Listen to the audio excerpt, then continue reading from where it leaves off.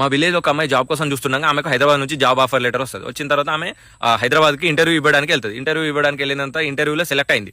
Select అయిన తర్వాత వాళ్ళు ఏమంటారంటే కంపెనీ వాళ్ళు, మేడం మీరు రేపటి నుంచి జాయిన్ కావాలన్నాక, సార్ కుదరదు సార్, మా హస్బెండ్ కంగారు పడతాడు అండ్ ఇక్కడ ఉండడానికి కూడా నాకు రూమ్ లేదు హైదరాబాద్లో అంటది. అన్న తర్వాత వాళ్ళు ఏమంటారంటే, మేడం మీరు టెన్షన్ పడకండి, మీ కంపెనీ తరపున రూమ్ ప్రొవైడ్ చేస్తాం, మీరు ఉండొచ్చు, ఒక 2-3 డేస్ తర్వాత మీరు ఇంటికి వెళ్ళి మీ హస్బెండ్ కూడా తీసుకొచ్చి మీరు ఇద్దరు కలిసి ఉండొచ్చు, జాబ్ చేసుకోవచ్చు అన్నాక సరే సార్ అని చెప్పి ఆమె బట్టలు తీసుకొని వాళ్ళ ఆ రూమ్ లో పెట్టుకొని వాళ్ళ హస్బెండ్ కు మెసేజ్ చేస్తుంది.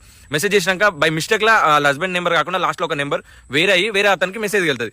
అతను వాళ్ళ వైఫ్ చనిపోతే అంత్యక్రియలకు వెళ్ళి అతను ఇంటికి వెళ్తుండగా ఈ మెసేజ్ చూస్తాడు. చూసిన తర్వాత అతను చాలా అంటే చాలా భయపడి టెన్షన్ పడి అక్కడ స్లో తప్పి కింద పడిపోయినాక వాళ్ళ రిలేటివ్స్ అందరు కలిసి హాస్పిటల్లో జాయిన్ చేస్తారు. అసలు అతను అంతా భయపడడానికి కారణం ఏంది, ఆ మెసేజ్ ఏముంది అని అంటే, ఆ మెసేజ్ ఏం చేసిందంటే ఆమె, డియర్ హస్బెండ్ గారు నేను జాగ్రత్త రీచ్ అయినా, మీరు ఏం టెన్షన్ పడకండి, ఇక్కడ పెద్దవాళ్ళు కలిసి ఉండడానికి ప్లేస్ కూడా ఇచ్చారు, 2-3 రోజుల తర్వాత ఇంటికి వచ్చి నిన్ను కూడా నేను తీసుకొచ్చుకుంటానంటది.